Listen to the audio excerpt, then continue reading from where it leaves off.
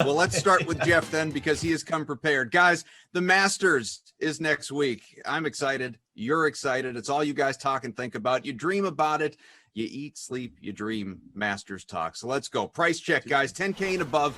Who stands out in those price ranges? That price range specifically right now for you, Moose. Bryson, man. It's Bryson DeChambeau. 10,800. Third most expensive player on the slate. But you just look at the start of the year that Bryson's had. No one's been as dominant. Just racking up top finishes, obviously grabbing the win there at the Arnold Palmer as well, almost grabbing the Players win.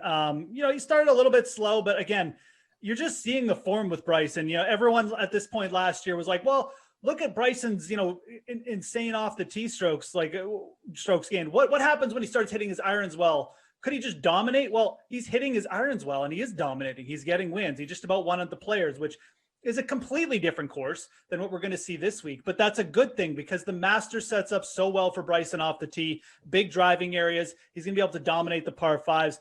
I think Bryson, to me, just from a non-predicting standpoint, he's got to have the best upside here. He's $800 cheaper than DJ. He's my favorite play over 10K. Reid, are you also going to go with your best buddy Bryson here in the 10K or above slot? Best buddy Bryson. Yeah, absolutely. But at the risk of showing a little bit of parity here on the show, I'll go one step above John Rahm. I do think Xander is properly priced. Geoff and I mentioned that earlier this week in our golf show, that I do think his price tag at 10K, right at that split between the two tiers, I think it's finally where he should be. But John Rahm, you look at course form, and Geoff sort of alluded to it.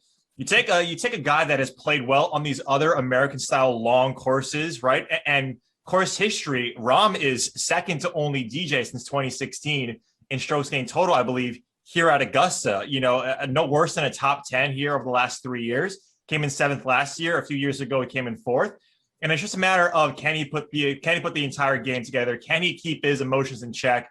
I think that's sort of an out for a lot of us in the media that, he's just highly emotional. Well, so is Bryson. So is everybody else who wants to win and wants to be the best. So give me John Rahm at 11K.